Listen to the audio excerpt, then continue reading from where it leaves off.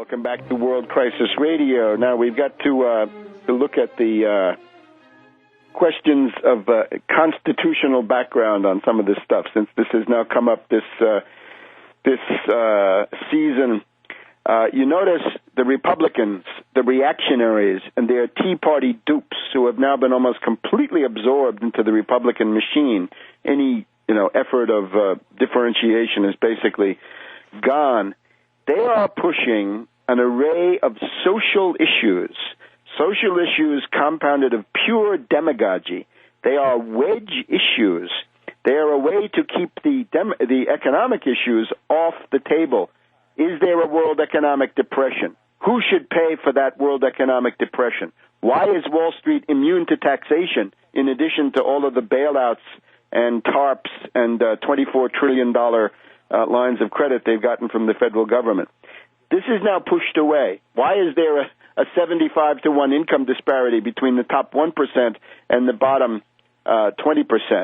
The worst that we've ever had it. The worst since 1928, 1929. And we've seen this on display. Ironically, the Democrats have been giving us this.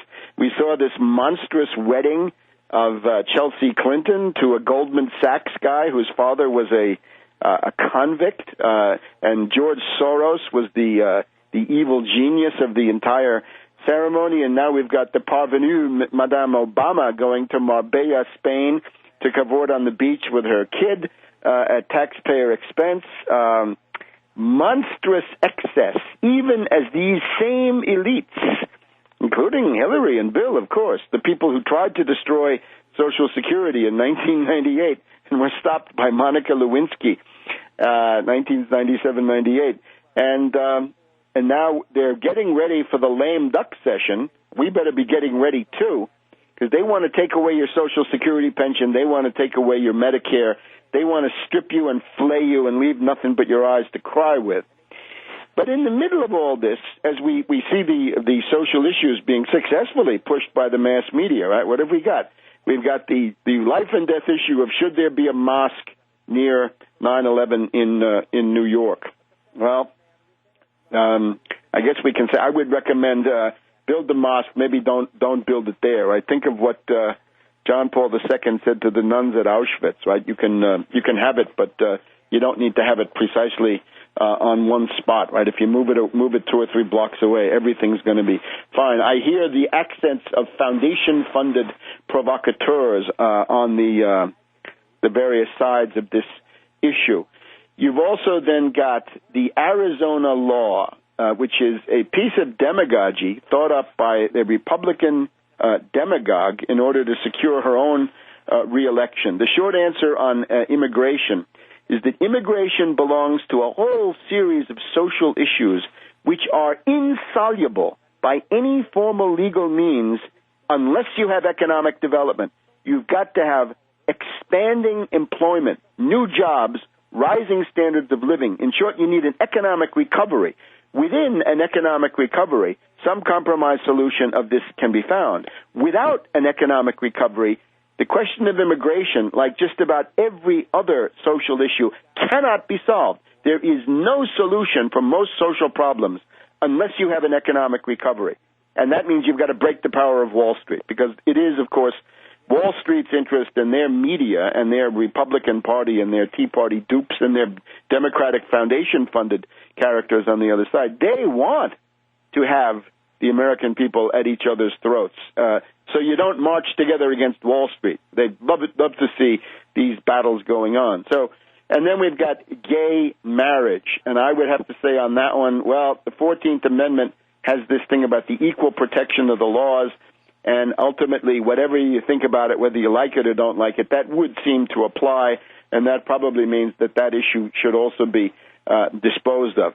Notice all the anxiety, all the fear, all the hatred, all the sense of loss, the mortification growing out of the collapse of living standards, the heavy losses to retirement accounts, the depression, in other words. All of that emotional and psychic energy is being channeled by clever, demonic demagogues on both sides into these issues: gay marriage, immigration, and secession. We've got secession and interposition, too, coming out of it. let's look at that. On Limbaugh this week, we had when the day that this gay marriage thing came through, he had a woman saying, "Well, now that we've got some kind of gay marriage allowed or possibly allowed at some point in California, we've got to have secession and civil war over gay marriage." Well, this lady doesn't have any idea what a civil war actually means. Go back and read some stuff. A civil war is the absolute worst outcome of anything. Just about anything is better than a civil war. It should be avoided. Concerning gay marriage, again, I think it's probably important to encourage family formation. We're told that marriage has always been one man and a woman. You better read the Bible. Marriage, and not just in the Bible, but elsewhere in the Old Testament, it's one man and several women. That was the point that John Milton, the poet, made. Very dubious guy in terms of politics, right? He said, well, we have to have polygamy, don't we? The whole question of polygamy comes out of the Old Testament because polygamy is the rule. So obviously, this is just a debater's point. But in order to have a solution on that one, you're also going to have a somewhat calmer social atmosphere, and only economic recovery can bring it. However, when you get people talking secession and interposition, we've got to make a couple of points here. The Tea Party and their Limbaugh and Glenn Beck demagogues, I would have to say in passing, Glenn Beck is getting to be more and more like Dr. Goebbels every day. Dr. Goebbels and Alfred Rosenberg, chief ideologist of the Nazi Party, would do this stuff called Geschichtskletscherei, which was to make up some simulacrum of, different pieces of historical fact or supposition or hallucination to justify what they're doing. Glenn Beck and his blackboard is certainly an example of this.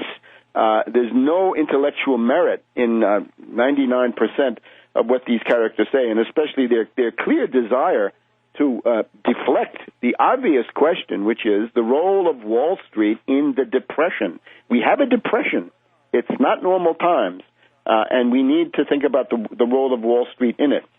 The problem that these people have, or the thing that they desire to have, is that the constitutional debate that they want to have is a pre-New Deal constitutional debate. In other words, the New Deal and the modern state that we have, the institutions you see around you, are still more or less those of the New Deal. They've been attrited, they've been watered down, they've been gutted to some extent. But the institutional context you're operating in is still the modern state coming out of the New Deal of Franklin D. Roosevelt, 1933 to 1968, completed then as best it was done by LBJ. But the Tea Party is actually a pre-Civil War constitutional debate. The constitutional issues that are being raised by the Tea Party are essentially the ones that were answered in 1865. They were answered at Appomattox. The arguments in those questions were delivered by Grant, by Sherman, by Sheridan, by Thomas. Don't forget Thomas, who destroyed Bragg on the battlefield at Nashville. He was the Rock of Chickamauga, and deserves also to be on the list. Grant, Sherman, Sheridan, and Thomas answered these questions of secession and interposition, so that by Appomattox, there is no doubt that nationalism and national interest trump states' rights. That's just a fact. You want to reopen that issue today? That is absolutely insane. So you're going back not just to a pre-New Deal view, you're going back, that's why they love this, the aesthetics of the American Revolution with the fife and drum corps, but no blue kepis of the Civil War. We'll be back in a minute.